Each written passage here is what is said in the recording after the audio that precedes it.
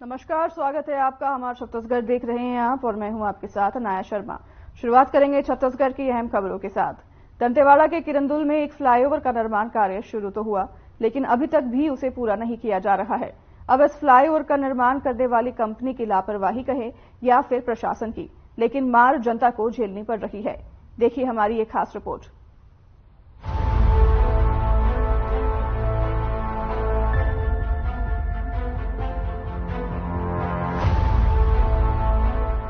दंतेवाड़ा के किरंदुल में अधर में लटका निर्माणाधीन फ्लाईओवर न सिर्फ लोगों के लिए परेशानी का सबब बना हुआ है, बल्कि हादसों को न्योता भी दे रहा है।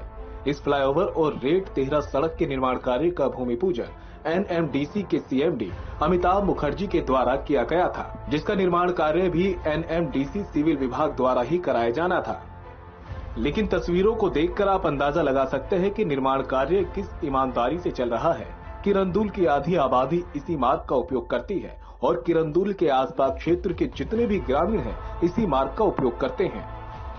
आप देख सकते हैं हमारे पीछे रेल लाइन लगी हुई है और ये एक ओवरब्रिज दिख रहा है जो अधूरा पड़ा हुआ है कम से कम 10 से 12 सालों से। ये एनएमडीसी के द्वारा बनाया जा रहा है और इसका उद्घाटन एनएमडीसी के सीएमडी अमिताभ मुखर्जी के द्वारा किया गया था। और इसी रेल मार्ग से किरंदुल की आधा आबादी पार होती है। आसपास के क्षेत्र के जो ग्रामीण है वो इसी जगह से आना जाना करते हैं। स्कूल के बच्चे यहाँ से आना जाना करते हैं। कई बार देखा गया है कि यहाँ पे जब मालगाड़ी लगी होती है तो स्कूल के बच्चों को इस मालगाड़ी के नीचे से आना पड़ता है या इस ओवरब्रिज से आना पड़ता है, जो कि कई सालों से अधूरा पड़ा हुआ है। जो एक रेलवे का लोहे का जो पुल है वहां से लोग आते हैं और ये बहुत ही जर्जर हालत में है। कई बार यहाँ बड़े बड़े हादसे भी हो चुके हैं, जिसके बावजूद भी एनएमडीसी या रेलवे प्रशासन इस ओर कोई ध्यान नहीं दे रहा है। इसे एशिया के सबसे महंगे फ्लाईओवर में गिना जा रहा है, जो पिछले 8-10 सालों से अधर में लटका है। इसका निर्माण कार्य भगवान भरोसे है। इस मार्ग से 4 स्कूलों और एक महाविद्यालय के बच्चों का आना जाना है, लेकिन बच्चों की जान पर कितना खतरा बना रहता है इसका अंदाजा इसी बात से लगाया जा सकता है कि जब यहाँ रेलवे ट्रैक पर मालगाड़ी खड़ी रहती है तो बच्चों को मजबूरी में उसी मालगाड़ी के नीचे से होकर गुजरना पड़ता है या फिर जर्जर हुई पड़ी सीढ़ी के ऊपर से जाना पड़ता है, जो बच्चों की जान को खतरे में डाले हुए है। तो आप लोगों को कितना परेशानी होता है आने जाने में? हम लोग को कीचड़ में लपटा के आना पड़ता है। कीचड़ में लदा के आना पड़ता है और हमेशा जैसे यहाँ कीचड़ रहता है तो कैसे करते हो फिर? हम लोग कैसे भी आते हैं, पैर मन फंस जाता है फिर भी आ पाते हैं। हाँ, और दूसरा ये बताओ बेटा कि जब यहाँ गाड़ी लगी रहती है तब कैसे करते हो? हम लोग सीढ़ी से आते हैं जबकि बैग भारी रहता है। हाँ, बैग भारी है तो आप लोग आने जाने में बहुत परेशानी होती है? बहुत परेशानी होती है। अभी जैसे पटरी पार करके आ रहे हो, जब गाड़ी लगी रहती तो क्या करते हो? सीढ़ी से आते हैं। सीढ़ी से आती है। सीढ़ी तो बहुत पुरानी है। हाँ। तो उसका क्या है फिर? सीढ़ी जब पुरानी है, जब बहुत ज़्यादा एक बार चेंज करना है, चेंज करना है तो कैसे करते हो फिर? वही से आते हैं। कीचड़ हो जाता है बारिश में भी, जैसे जा रहे हो रास्ता पूरा कीचड़ भरा हुआ है, क्या करते हो उसके लिए? बहुत बार फिसल जाते हैं। इस पटरी पर कई बार हादसे भी हो चुके हैं। ग्रामीण और नगरवासियों की जान भी जा चुकी है। इसके बाद भी एनएमडीसी और रेलवे प्रशासन इस ओर कोई ध्यान नहीं दे रहा। हालांकि देखने वाली बात अब यही होगी कि सुर्खियों में आने के बाद कब तक प्रशासन कुंभकर्णी नींद से जागता है। Bureau report.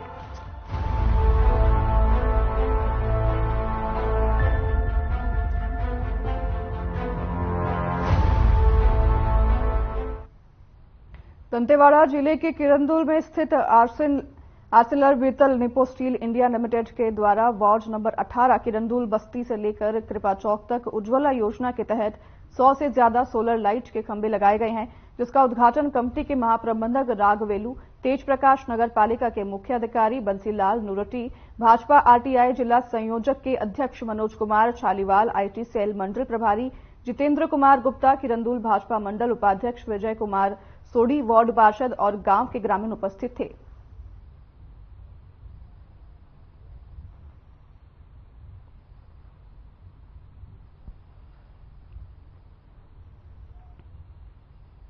नारायणपुर के गांव छोटे डोंगर के प्राथमिक स्वास्थ्य केंद्र में सोनोग्राफी की सुविधा नहीं मिलने से गर्भवती महिलाओं को काफी परेशानियों का सामना करना पड़ रहा है।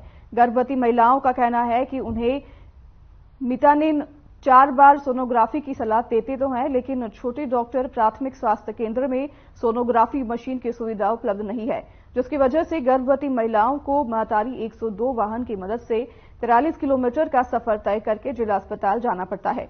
गर्भवती महिलाओं का कहना है कि नारायणपुर ओरछा मार्ग में बड़े बड़े गड्ढे हैं, जिसके चलते महतारी 102 की मदद से जिला अस्पताल जाने में काफी परेशानियों का सामना करना पड़ता है। इससे जच्चा बच्चा दोनों को जान का खतरा बना रहता है। गर्भवती महिलाओं की मांग है कि स्वास्थ्य विभाग इस ओर ध्यान देते हुए छोटे डोंगर में सोनोग्राफी की सुविधा उपलब्ध कराएं।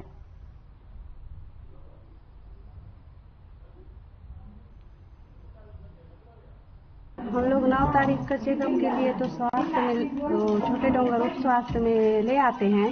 उसके बाद मैडम हम लोग को लिख देती है सोनोग्राफी कराने ले जाओ बोल के गर्भवती को। तो छोटे डोंगर से नारायणपुर जाने के लिए 43 किलोमीटर दूर पड़ता है। तो आजकल देख रहे हो रोड भी इतना खराब हुआ है।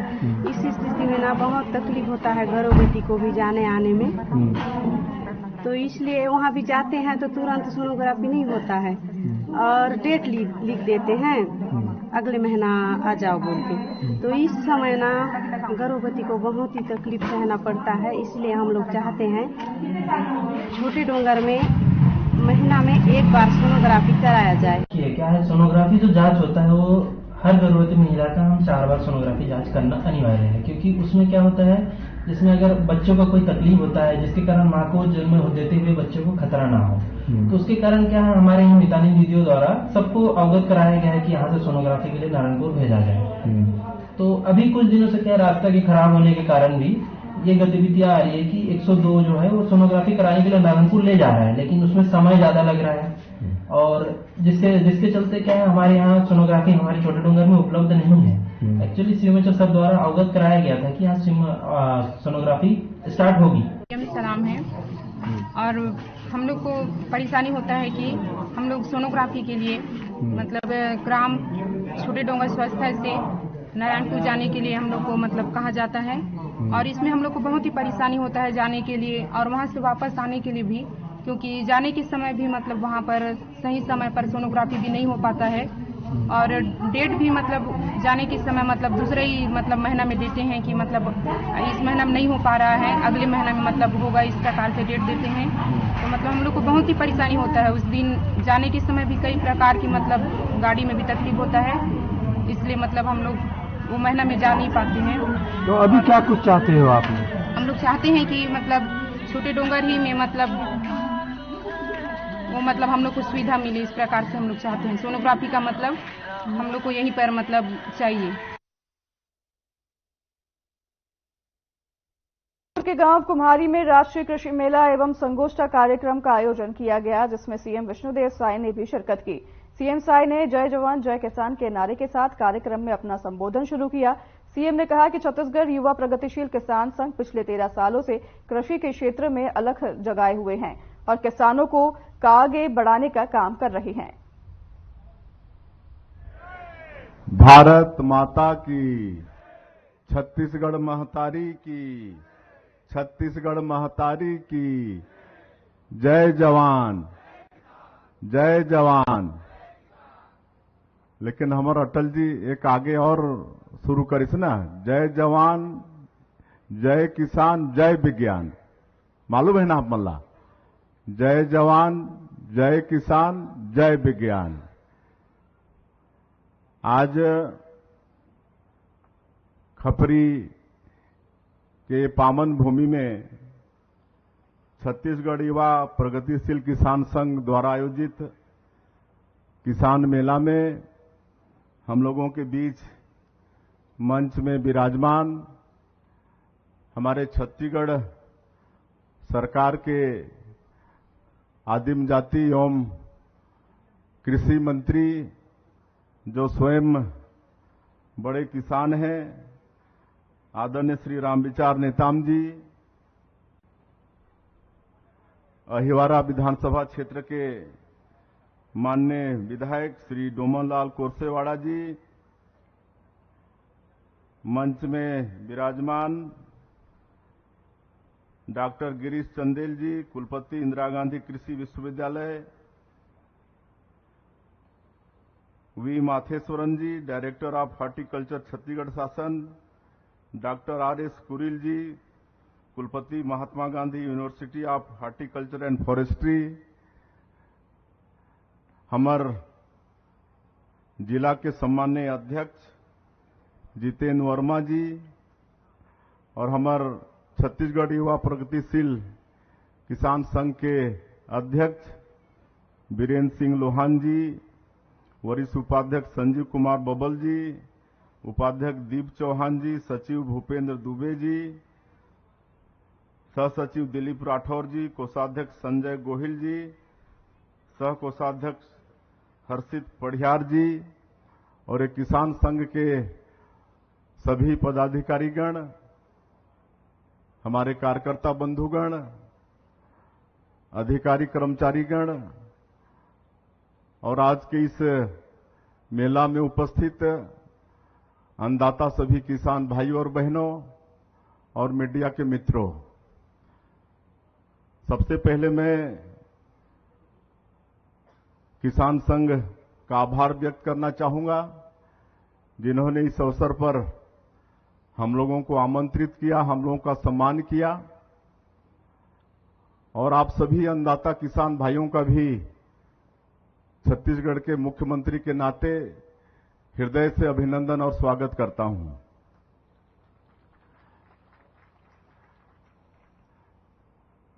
मैं धन्यवाद देना चाहूंगा छत्तीसगढ़ युवा प्रगतिशील किसान संघ को, जिन्होंने पिछले 13 वर्षों से इस क्षेत्र में, कृषि के क्षेत्र में अलग जगाए हुए हैं, हमारे किसान बंधुओं को प्रोत्साहित कर रहे हैं और जिसका परिणाम है कि यहां पर टमाटर, लौकी, भांटा, खीरा, ये सबका भारी मात्रा में उत्पादन हो रहा है। यहां के किसान केला, पपीता, अमरूद, ड्रैगन फ्रूट, सीताफल, एप्पल बेरी, स्ट्रॉबेरी जैसे जो कैश देने वाला जो फल है, इसका भी उत्पादन किसान कर रहे हैं और इस सब में किसान संघ का बड़ा योगदान है, इसलिए वो बहुत बधाई के पात्र हैं और उनसे अपेक्षा है कि आगे भी इसी तरह से किसानों को प्रोत्साहित करते रहें। हमारा ये भारत देश कृषि प्रधान देश है, हमारा ये छत्तीसगढ़ धान का कटोरा कहलाता है और ये आप जैसे किसानों के बदौलत ही ये छत्तीसगढ़ धान का कटोरा है। और हमारे संचालक जी बोल रहे थे कि ये भारतीय जनता पार्टी की सरकार किसानों की सरकार है और वास्तव में आप लोग अगर चिंतन करेंगे तो निश्चित रूप से आजादी के 75 वर्षों में जो भारतीय जनता पार्टी का कार्यकाल रहा है, चाहे वो भारत सरकार में अटल जी की सरकार हो, चाहे आज 9-10 साल से नरेंद्र मोदी जी की सरकार हो, या प्रदेशों में जहां भी भारतीय जनता पार्टी की सरकार हो, हमारा छत्तीसगढ़ में डॉक्टर रमन सिंह के नेतृत्व में जो 15 साल सरकार चली, इसमें अगर आप लोग किसानों के हित की बात करेंगे तो निश्चित रूप से पिछली किसी भी सरकार से इस सरकार का चिंतन किसानों के प्रति आपको बड़ा साबित होगा। श्रद्धेय अटल बिहारी वाजपेयी जी की बात करते हैं, वो विपक्ष में रहे तो लगातार किसानों के बीच में ही घूमते रहे, किसानों की समस्या से अवगत हुए और आप लोगों को मालूम है कि उन्होंने ही इस देश में किसान क्रेडिट कार्ड शुरू किया। उसके पहले हमारे किसान अच्छा खेती करना है तो महाजनों से कर्जा लेते थे, पूंजी उनसे लेते थे और साल के अंत में 100 या 1.5 वापस करते थे कि नहीं? 100 रुपया का 125 रुपया या 150 रुपया वापस करते थे साल भर के बाद में। लेकिन प्रधानमंत्री अटल बिहारी वाजपेयी जी किसानों की इस समस्या को समझे और किसान क्रेडिट कार्ड इस देश में लागू किए और कम ब्याज में किसानों को पूंजी मिलना प्रारंभ हुआ, जिसको हमारे छत्तीसगढ़ के मुखिया उस समय के doctor Raman Singh ji cooperative bank में किसान क्रेडिट कार्ड में इंटरेस्ट 0% कर दिए थे, किए थे कि नहीं? तो कितना बड़ा भला हुआ किसानों का। अच्छा खेती करने के लिए उनको पूंजी मुहैया होना शुरू हुआ। फसल बीमा योजना पहले से इस देश में था, लेकिन अटल बिहारी वाजपेयी जी के समय ही ये फसल बीमा का भी सरलीकरण हुआ और ज्यादा किसान फसल बीमा योजना से लाभ लेना शुरू किए। अब जब 15 साल हमारी सरकार थी, डॉक्टर रमन सिंह की सरकार, तो आप लोगों को मालूम है कि किसानों के खेत में पानी पहुंचे, इसके लिए बिजली कनेक्शन देने का काम शुरू किए। पहले हजारों में संख्या थी जो मतलब बिजली पंप से अपने खेतों में पानी पहुंचाते थे, लेकिन 15 साल में वो संख्या लाखों में चला गया। हमको मालूम है कि 4 लाख से भी ज्यादा किसानों को बिजली के द्वारा मतलब उनके खेतों में पानी पहुंचाने का काम भारतीय जनता पार्टी की 15 साल की सरकार ने किया। तो ये सब चिंता भारतीय जनता पार्टी की सरकार ने किया। हमारे देश के यशस्वी प्रधानमंत्री नरेंद्र मोदी किसानों की आय दोगुना करने के लिए इस देश में प्रधानमंत्री सिंचाई योजना लागू किए, है ना? और भी कई तरह का मतलब किसान चैनल शुरू किए। तो ये सब किसानों के हित में भारतीय जनता पार्टी की सरकार ने चिंतन किया है, जो कि और दूसरी सरकार ने नहीं किया। हमारे संचालक बोल रहे थे, इसलिए सब मैं बात बता रहा हूं। और किसान हमारे अन्नदाता हैं और किसानों का आगे भला हो, इसके लिए हमारी सरकार चिंतित है। कल हमारी सरकार का 1 महीना होगा। कल 13 दिसंबर को शपथ लिए थे, कल 13 जनवरी है, तो कल 1 महीना होगा। लेकिन आप देखेंगे तो इस 1 महीने में छत्तीसगढ़ की भारतीय जनता पार्टी की सरकार ने किसानों के लिए कई मतलब चिंता किए हैं। एक तो प्रति एकड़ 21 क्विंटल धान खरीदी का आदेश हुआ है। 21 क्विंटल के हिसाब से धान खरीदी हो रहा है और 3100 रुपया प्रति क्विंटल धान का कीमत देने की बात है मोदी की गारंटी में। अभी किसानों को एमएसपी मिल रहा है, लेकिन मैं इस किसान मेला में मुख्यमंत्री के नाते आश्वस्त करना चाहूंगा कि जो अंतर की राशि है 900 या 917 रुपया प्रति क्विंटल, जो अंतर की राशि है, इसको हम लोग बहुत जल्दी एक मुश्त देने वाले हैं, एक मुश्त देने वाले हैं। और जब 15 साल की अपनी सरकार थी तो 2 साल का बोनस नहीं दे पाए थे, और मोदी की गारंटी में हमारी पार्टी का ये वादा था किसानों से कि 25 दिसंबर जो श्रद्धेय अटल बिहारी वाजपेयी जी का जन्म दिवस होता है, जो हमारे छत्तीसगढ़ के निर्माता भी हैं, उनके जन्मदिन के दिन 2 साल का बोनस किसानों को देंगे। और मुझे मुख्यमंत्री के नाते आप लोगों को बताते हुए गौरव हो रहा है कि 25 दिसंबर को छत्तीसगढ़ के 12 लाख से ज्यादा किसानों के खाते में 3,716 करोड़ रुपया से ज्यादा की राशि उनके खाते में सीधे ट्रांसफर किए। 3,716 करोड़ रुपया सीधे सीधे उनके खातों में ट्रांसफर किए। और ये सब दर्शाता है कि हमारी सरकार किसानों के प्रति कितना मतलब चिंतित है। तो किसान उत्तरोत्तर विकास करें, हमारी ये शुभकामनाएं हैं। और आगे भी किसानों के हित में और क्या क्या कर सकते हैं वो सब करेंगे। हमको मालूम है 15 साल हमारी सरकार थी तो छत्तीसगढ़ के अंदर में सिंचाई का रकबा बहुत बड़ा है, बहुत बड़ा है। मैं जहां से सांसद था 4 बार रायगढ़ से, वहां पर एक केलो परियोजना है। पिछली सरकार वहां पर जब जब चुनाव आया तो 4 बार उसका भूमि पूजन किए, 4 बार।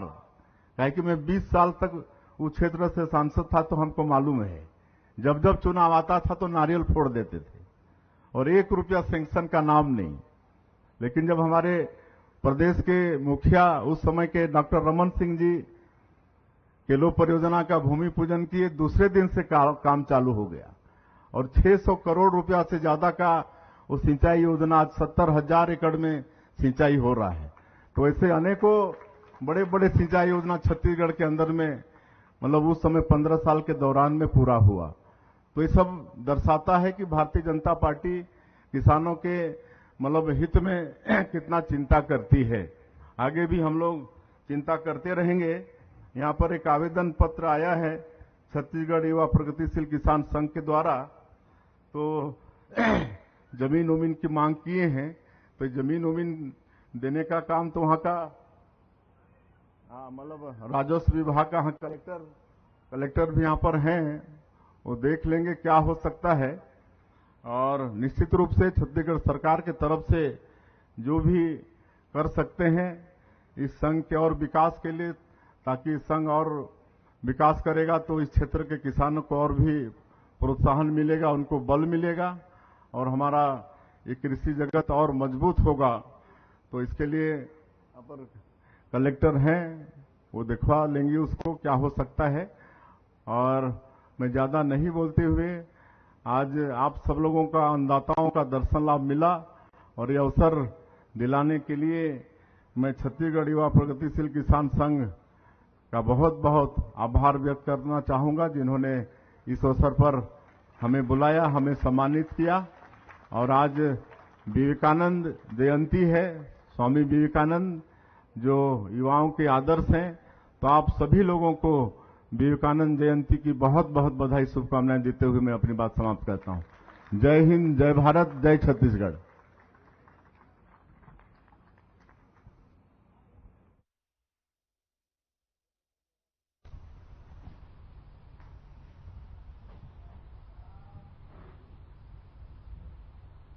तो फिलहाल उस बुलेटिन को यहीं करेंगे समाप्त। नमस्कार।